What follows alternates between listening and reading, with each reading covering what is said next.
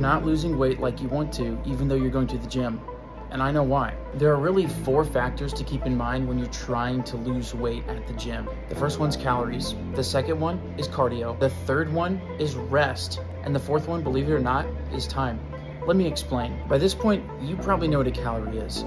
It's energy that you get from eating food. The problem is, if you eat too much food, you have what's called a calorie surplus. And if your body can't burn the extra calories you get from eating food, then those calories just get stored in your body, or they go straight to your glycogen levels, which I'll get to when I start talking about cardio. So how do you keep from having a calorie surplus?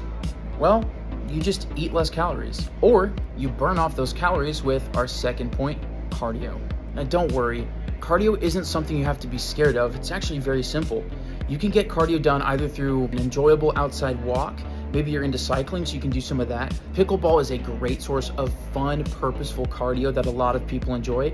Or it might just be an extra 10 to 30 minutes of cardio on a treadmill at the end of every single gym session or every other gym session. Really, it goes as far as you take it, but cardio is something that's very simple and it will help you burn calories. The third point is rest.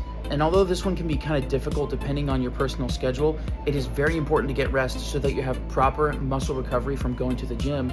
And then also from the point we talked about, cardio, to help your body recover from that extra exercise.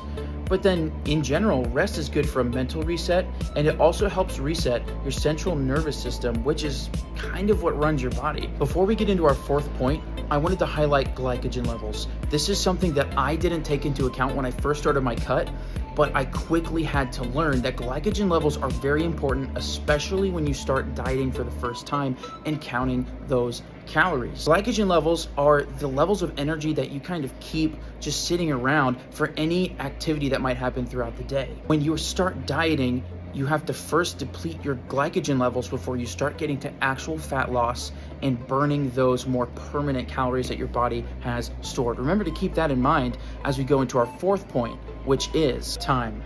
You have to give yourself time. Everyone's trying to have immediate change. Everyone's trying to see a drastic difference because that's what kind of helps build excitement for the exercise and for the cardio that some people are doing. Let me just say, give yourself time to change. I've been going to the gym for almost 10 years, and it still took me 3 months to lose around 20 to 24 pounds. That's a lot of time.